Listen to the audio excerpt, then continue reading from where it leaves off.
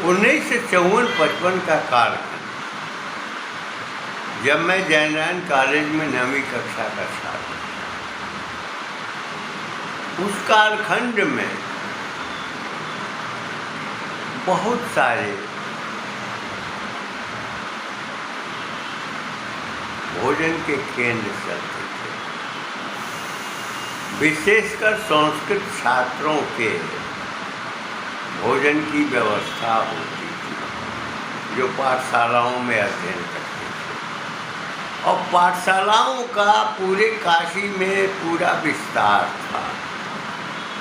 संस्कृत के छात्र अध्ययन करते, उसमें एक प्रमुख केंद्र था रानी भवानी ट्रस्ट के द्वारा संचालित छात्रों के भोजन की व्यवस्था,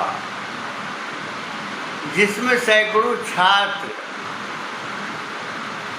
जो संस्कृत के विद्यार्थी थे वो अध्ययन किया करते। हमने अपने गांव और क्षेत्र के कुछ बच्चों को, जो समर्थ नहीं थे, धर्म संघ में और उदासीन संस्कृत पाठशाला में, परमहंस संस्कृत पाठशाला में प्रवेश दिलाया, उन्हें भोजन वहाँ प्राप्त होगा। आज के परिवेश में भोजन देने की सामूहिक योजना भी काशी में विस्तार पा गई,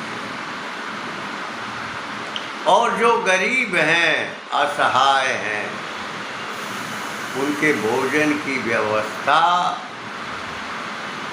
जो संपन्नशाली लोग हैं और विशेषकर जिनमें क्रियाशीलता है, सहयोग का भाव है, दानशीलता है, अपनी सामर्थ्य के न होते हुए भी वे संग्रह से उस कार्यक्रम को आयोजित करा। विशेषकर राष्ट्रीय स्वयंसेवक संघ के स्वयंसेवक इसमें अभिरुचि लेते हैं, लेकिन वे नाम नहीं बताते और न तो श्रेय की उनकी कामना होती है। मारवाड़ी समाज इसमें अग्रणी है, और जो वैश्य समाज है वह भी इसमें अग्रणी है। कई क्षेत्र इस प्रकार के चल रहे हैं जहाँ भोजन नहीं मिलता। इसकी जानकारी मुझे तब हुई जब एक श्रमिक दैनिक रूप से कार्यरत था, उसका पंथ भिन्न था, लेकिन वह वहाँ पर भोजन पाता था। सवेरे और शाम दोनों समय का भोजन काशी के क्षेत्र में अनेक महापुरुषों के द्वारा चलाए जाते हैं। अवस्थी जी का एक पोस्ट इन सारी स्थितियों को स्मरण कराता है जो 1954-55 और 60 के दशक का अनुभव था, जो रानी भवानी का क्षेत्र और जो वैश्य थे, जो व्यवसायी थे, उनके द्वारा छात्रों के, संस्कृत के छात्रों की शिक्षण की व्यवस्था होती है।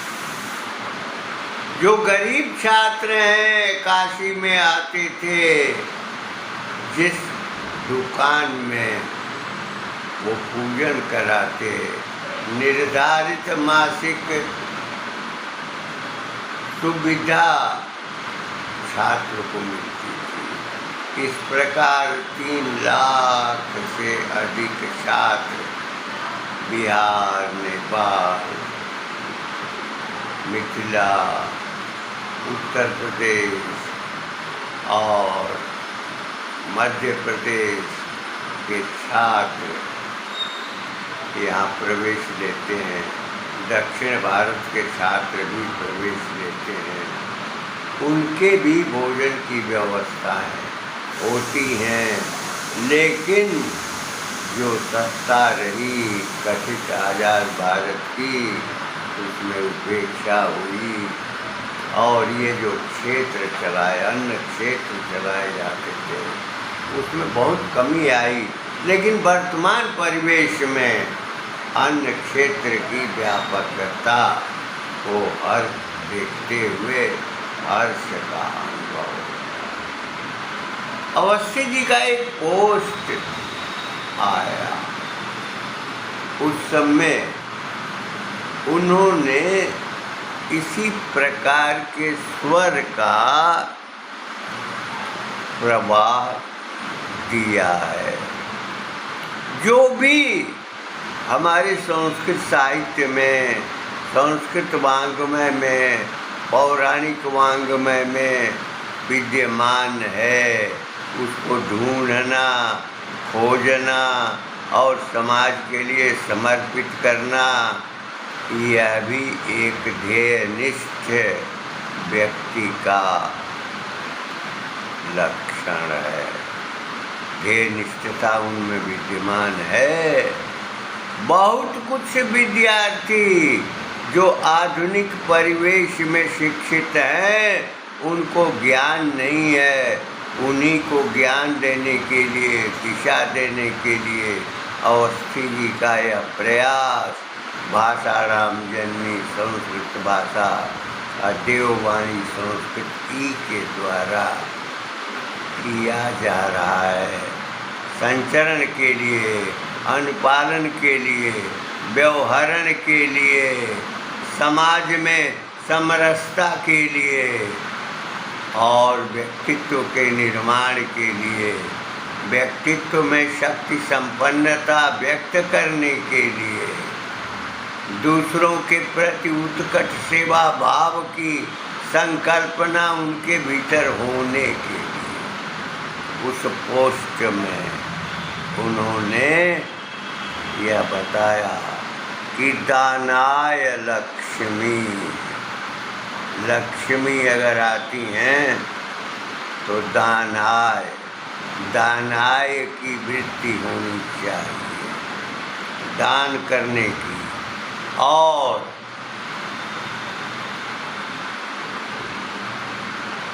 सुकृताय विद्या, और विद्या का जो ज्ञान करना चाहिए वह दूसरों के सुकृत के लिए, दूसरों के उपकार के लिए, दूसरों को परिष्कृत करने के लिए, दूसरों को संस्कारित करने के लिए विद्या अध्ययन की आवश्यकता होती है। इसी प्रकार वो कहते हैं कि विद्या चिंता परम ब्रह्म विनिश्चय यच। ब्रह्म ज्ञान के लिए जो विद्या का अध्ययन करने वाला है उसे चिंतन करना चाहिए। अब ब्रह्म के अध्ययन का मतलब क्या है? यानी पूरे समाज, पूरी समष्टि, पूरी संस्कृति, पूरा परिवेश, उसके संबंध में जो सोचता है वो ब्रह्म ज्ञान की दिशा में सोचता है, क्योंकि ब्रह्म का ही ये सब कुछ है। ये जगत है, ये संसार है, ये जीव हैं, मनुष्य हैं, और विद्या भी है, दान भी है, त्याग भी है, पराक्रम भी है, सेवा भी है, सहयोग भी है। इसी प्रकार उनका यह भी कहना है कि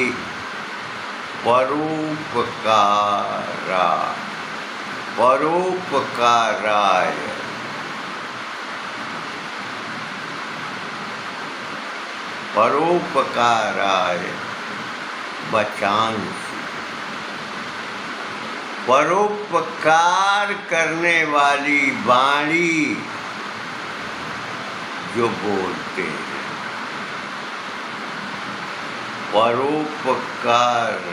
परोपकाराय बचांसि यस्य, जिसकी वाणी में परोपकार का भाव होता है, वे वंदनीय हैं, त्रिलोक में वंदनीय हैं और वो तिलक करने योग्य है। इसको हमने देवनागरी में स्पष्ट किया है कि दान हेतु लक्ष्मी, सुकृत कल्याण हेतु विद्या। दान हेतु लक्ष्मी, सुकृत कल्याण हेतु विद्या, चिंता परम ब्रह्म की, चिंता परम ब्रह्म की,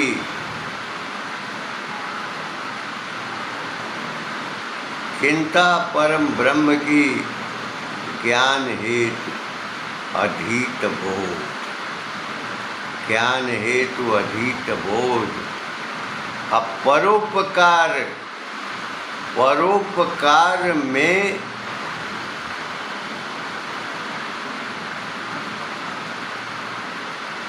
अभिव्यक्त,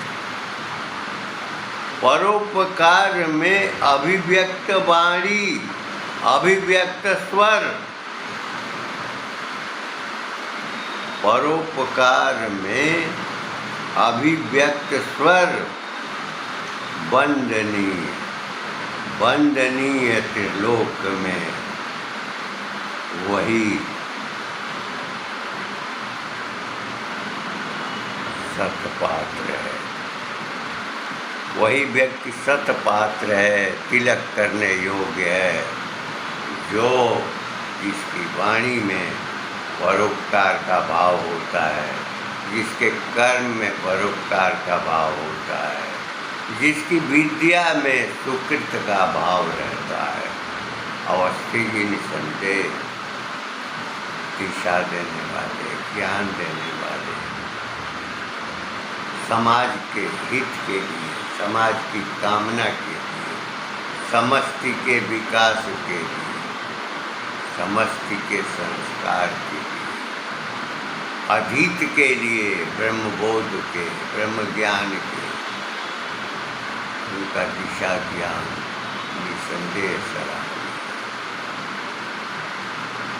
जितने भी दानी पुरुष हुए हैं, उन्होंने समाज में अपना स्थान बनाया। वीर भी कई प्रकार के होते हैं, दानवीर, प्राणवीर, कर्मवीर, धर्मवीर, दयावीर, जिन्होंने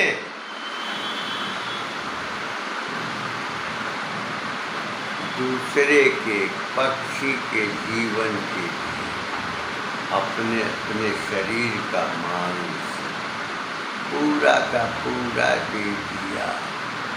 राजा शिवी महान है, जिन्होंने सामने आई हुई थाली को भूखे को दे दिया और स्वयं एक सत्वा से उपवास व्रत में थे। वो धन्य हैं जिन्होंने अपना भोजन, परिपक्व भोजन, जिन्होंने भूखे को दिया, जिन्होंने अपनी अस्थियां देवताओं को युद्ध में विजय के लिए धनुष और वज्र बनाने के लिए थी, वो धन्य हैं। अनंत काल से उनकी स्मृतियाँ याद की जाती हैं और उनके आदर्शों पर चलने का प्रयास किया जाता है। राजा रघु के संबंध में ऐसी ही कहानी है। एक ब्राह्मण युवक गुरुदक्षिणा देने के लिए कुछ असरफी मांगने गया था, लेकिन राजा रघु पूरा दान दे चुके थे।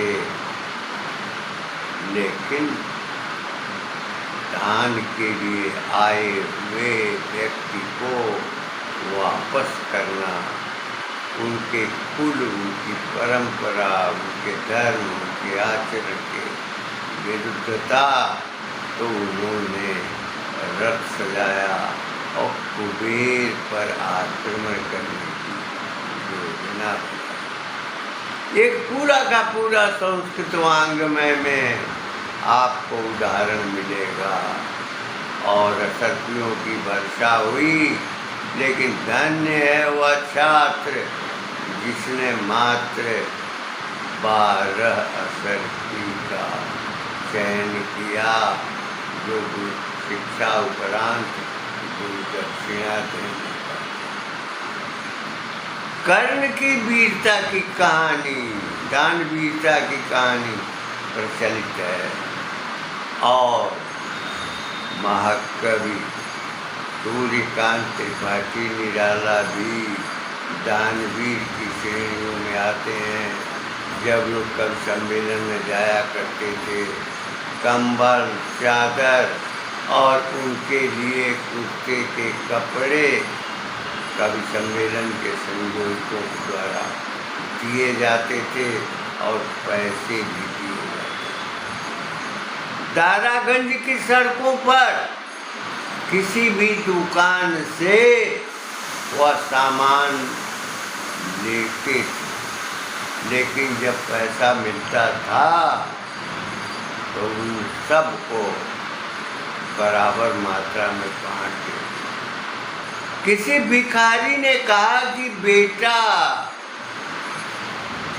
मैं कई दिनों से भूखा हूँ और जाड़े में तड़प रहा हूँ, तो उन्होंने अपना कंबल भी दे दिया, चादर भी उसको ओढ़ा दी और यह कहा कि हमारी माँ इस रूप में रह सकती है। तो दानियों की परंपरा न केवल सतयुग में, न केवल द्वापर में, न केवल त्रेता में, अब कलयुग में भी विद्यमान है। जो व्यवसायी हैं, जो क्षेत्र चलाते हैं, भोजन देते हैं, जो सोए हुए व्यक्ति को जाड़े की रात में अनजाने बिना बताए कंबल ओढ़ा करके चले आते हैं, वे दानवीर हैं और दानशीलता उनमें विद्यमान है। कुछ ऐसे भी व्यक्ति हैं जो निरीह, आश्रय विहीन छात्रों की शिक्षा में मदद करते हैं। हमारा एक सहपाठी था मिथिला क्षेत्र का, वह केवल अपने अंक को, जो प्रतिशत 85% उस कालखंड में 1958 के, वह कहीं भी किसी व्यवसायी के यहाँ जा कर के अपना प्राप्तांक दिखाता था तो उसे मुद्रा मिल जाती थी, सहयोग मिल जाता था पुस्तकों के क्रय का। तो आज भी दानियों की कमी नहीं है, सहायता करने वालों की कमी नहीं है, चाहे नगर का क्षेत्र हो, चाहे ग्रामीण क्षेत्र हो, कोई भी व्यक्ति एक दूसरे को भूखा रखना नहीं चाहता। जिनके भीतर निष्ठा है वे स्वयं भूखा रह करके भी भोजन देते। उस कालखंड में योगियों का संचरण ज्यादा होता था और काशी क्षेत्र में जो सन्यासी हैं, योगी हैं, वे प्रायः हमारे संपर्क में आते हैं और अपनी पूर्वजीय परंपरा के अनुसार उनका अभ्यागत स्वागत हमारे यहाँ से अनवरत होता है। प्रत्येक मास में ये स्थिति रहती है और उनको स्वागत करने का अवसर मिलता है। ये 6-7 पीढ़ियों की परंपरा में निसंदेह हमें भी सौभाग्य मिला है। निश्चय ही जो सहयोग करता है सहयोग मिलता है, जो दान करता है उसको फल मिलता है, इसी जीवन में मिलता है, उत्कर्ष मिलता है और नहीं अपकर्ष भी मिलता है। उत्कर्ष और अपकर्ष के थपेड़े में जीवन का सारा आधार पड़ता है। लेकिन जिनके मन में निष्ठा अकूट भाव से बनी रहती है, जो दूसरे की पीड़ा, दूसरे के कष्ट, दूसरे की सहायता में विद्यमानता रखते हैं, ईश्वर उन्हें सदैव अवसर प्रदान करता है। जो पीड़ित हैं, कल हमने व्यक्त किया था कि जब वृद्ध पुकारता है तो आवाज कोई सुनता नहीं है। परेशानी की बात यह है कि जो लड़के हैं वे भी व्यस्तता का बहाना बनाते हैं, परिवार के सदस्य भी ऐसा ही करते हैं। लेकिन उस कालखंड में ये सारी चीजें नष्ट की गई हैं। शिक्षा में संस्कार से, कर्म में दुराचरण से, लोभ के प्रवाह से, रिश्वतखोरी के दबाव से पूरी व्यापकता, परिवार, कुटुंब नष्ट किए गए हैं। जहाँ 100-100, 60-60 लोगों का संयुक्त परिवार चलता था और एक पुनीता नारी जिसके भोजन की व्यवस्था करती थी। पूरी गृह व्यवस्था, गृह संचालन का दायित्व जिनके पास था। आधुनिकता के परिवेश में वो सारे संयुक्त परिवार बिखर गए और यही है कथित आजाद भारत की देन। लोग कहते हैं कि ले ली आजादी बिना खड्ग बिना ढाल। सरासर झूठ है, सरासर बेईमानी है। कहाँ गए वो क्रांतिकारी, फांसी पर चढ़ने वाले, लाखों लाख की संख्या में पीड़ाएं झेलने वाले? कहाँ गए सुभाष चंद्र बोस? उनका क्या मूल्यांकन है? अरे समाज के लिए, राष्ट्र के लिए जिन्होंने जीवन अर्पित किया।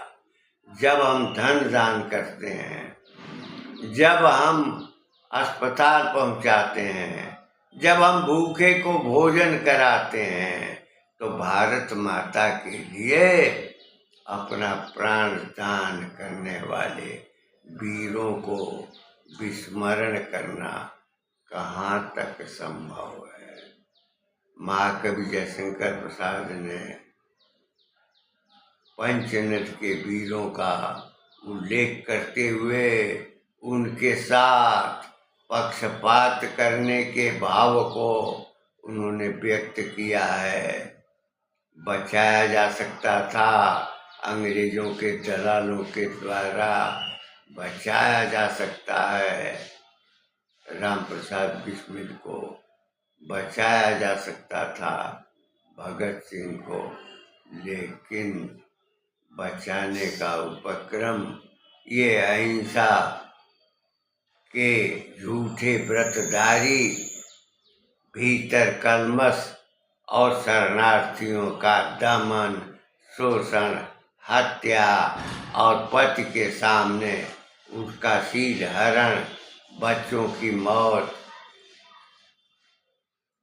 बाहर से आए हुए लोगों का जनसमूह, भूखे तड़पते हुए लोगों के जत्थे पर ध्यान नहीं था। वास्तव में जिसने उपकार किया, जिसने भोजन जुटाया, 4-4 रोटियां जिन्होंने दिल्ली के घरों से प्राप्त की, या काशी में भी, बम्बई में भी, जिस प्रांत में, जिस नगर में वे लोग पहुँचे, उन लोगों के द्वारा प्रत्येक घर से रोटियों की व्यवस्था हुई और सहयोग किया। युद्ध में केवल योद्धा का ही योगदान नहीं होता है। फांसी पर क्रांतिकारी चढ़े, किस परिवेश में चढ़े, किसने उद्दीप्त किया, किसने प्रेरित किया, किसने भारत माता के उद्धार की कामना की, और उसको किसने आहार दिया, किसने उसमें उत्कर्ष और त्याग का भाव पैदा किया। चंद्रगुप्त सम्राट हुआ, लेकिन उसके प्रमुख कारक महर्षि विष्णुगुप्त थे। उसी प्रकार देश की आजादी के आंदोलन में शहीद होने वालों को जागृति का संदेश देने वाले, क्रांतिकारियों को के समूह को संगठित करने वाले, उनको छिपने का सहारा देने वाले, भोजन की व्यवस्था करने वाले और आग पैदा करने वाली रचनाओं को रचने वाले बंकिम चंद्र चट्टोपाध्याय चटर्जी का वंदे मातरम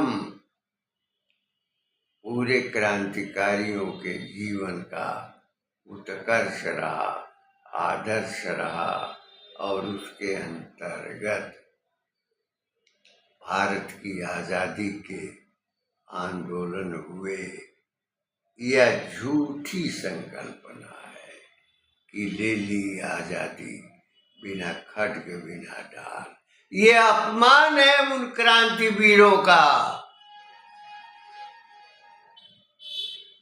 ये अपमान है उनकी सहायता करने वालों का, यह अपमान है उनको प्रेरित करने वालों का, यह अपमान है उनकी माताओं को उपेक्षित करने का, यह अपमान है उसके परिवार के भीतर उन बृहद मातृभूमि की स्वतंत्रता के लिए चल रहे संस्कारों का।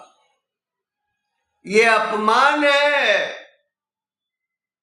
उस धरती माता का, भारत माता का,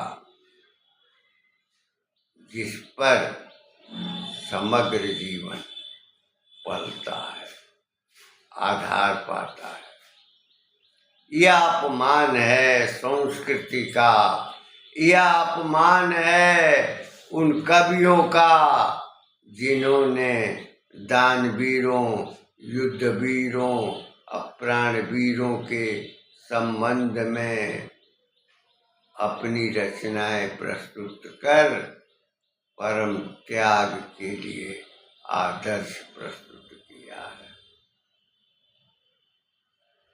माँ कवि जयशंकर प्रसाद भी त्यागवीरों की कथाएं कहते हैं। रामनरेश त्रिपाठी जी भी यह प्रेरित करते हैं कि तन रहते कैसे तज दोगे उसको हे वीरों के वंश, जिसके रजकण में पालित हुए हो, जिसके अन्न से तुम्हारा तन मन पोषित हुआ है, उस मातृभूमि को कैसे त्याग दोगे। यही भाव, यही बोध समग्र समाज में संचरित हुआ तो क्रांतिकारियों के जत्थे भी आए। यह निराधार है कि ले ली आजादी बिना खटक बिना ढाल, साबरमती के संत ने कर दिया कमाल। ये झूठी प्रशंसा कांग्रेस शासन में मत पाने के लिए जातियों के जमावड़े को जन्म देने के लिए, प्रसारित करने के लिए, पैदा होने के लिए जिसने प्रेरित किया था। इन शब्दों के साथ मैं अपनी वाणी को विराम देते हुए यह कहना चाहूँगा कि दान लक्ष्मी को प्राप्त करने से होता है और दानशील को लक्ष्मी अनायास वर्ण कर लेती है और विद्या का अध्ययन सुकृत के लिए, कल्याण के लिए होता है। इस प्रकार जो समाज के लिए संचरित है, आचरित है, कल्पित है, संकल्पित है, निसंदेह वह समाज का आदर्श होता है, तिलक का पात्र होता है और सम्मान का वह विषय बिंदु बनता है।